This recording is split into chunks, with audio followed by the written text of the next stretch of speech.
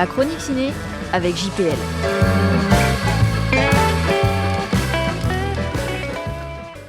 Marcel et Monsieur Pagnol, superbement sage.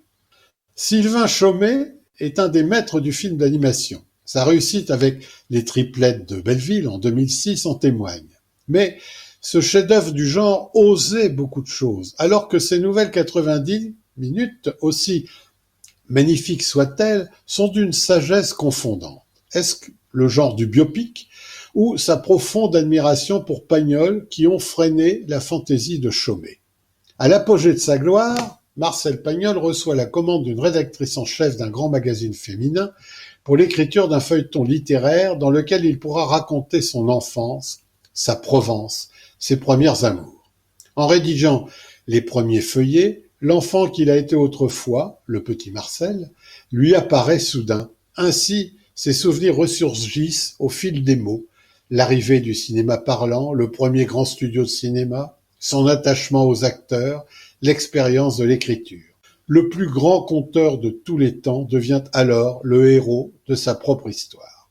Voici donc une fable animée, au dessin somptueux et à la technique virtuose, qui n'ambitionne ni l'exégèse hagiographique, ni la reconstitution chronologique, sage, trop sage. Tout est ici merveilleusement maîtrisé, sans doute trop quand on parle d'émotion. Choix de composition, palette chromatique entre ocre et ambre ou des gris bleutés, bande son très soignée avec les voix de Thierry Garcia, Géraldine Payas, Laurent Lafitte, Noah Stace, mise en scène très léchée, mouvements de caméra simulés, raccords graphiques, morphing des décors, bref, beaucoup de cinéma, mais c'est au niveau du récit que les gens de ma génération peuvent se sentir déçus par son conformisme, même si on apprend pas mal de choses sur l'immortel auteur provençal.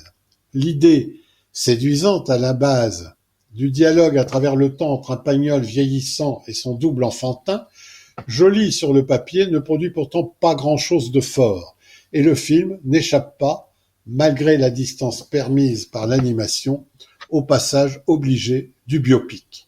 Les jeunes spectateurs seront vite dépassés par le flot d'infos balancées à toute allure.